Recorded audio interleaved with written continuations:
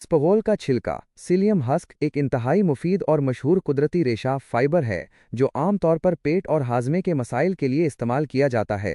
आइए जानते हैं कि ये कैसा होता है और कहाँ से बनता है। 1.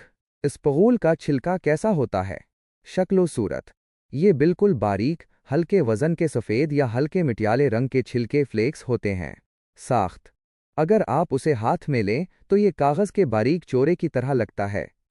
खासियत। उसकी सबसे बड़ी खासियत ये है कि जब उसे पानी या किसी माया दूध जूस में डाला जाए तो ये तेज़ी से पानी जज्ब करके फूल जाता है और एक जेल या लुआबदार मादा बना देता है।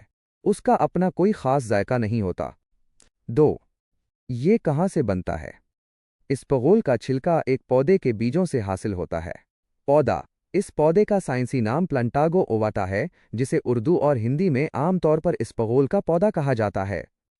ये पौधा देखने में गंदम की छोटी बालियों या झाड़ी की तरह लगता है। बनने का अमल। इस पौधे पर छोटे छोटे बीज लगते हैं। उन बीजों के ऊपर एक बारीक हिफाजती तह या छिलका होता है।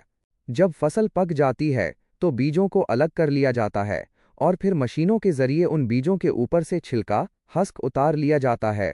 यही उतरा हुआ छिलका स्पगोल का छिलका कहलाता है। पैदावार। ये पौधा ज़्यादातर खुश्क और मोतदिल मौसम में उगता है। दुनिया भर में सबसे ज़्यादा स्पगोल भारत और पाकिस्तान के इलाकों में काश्त किया जाता है।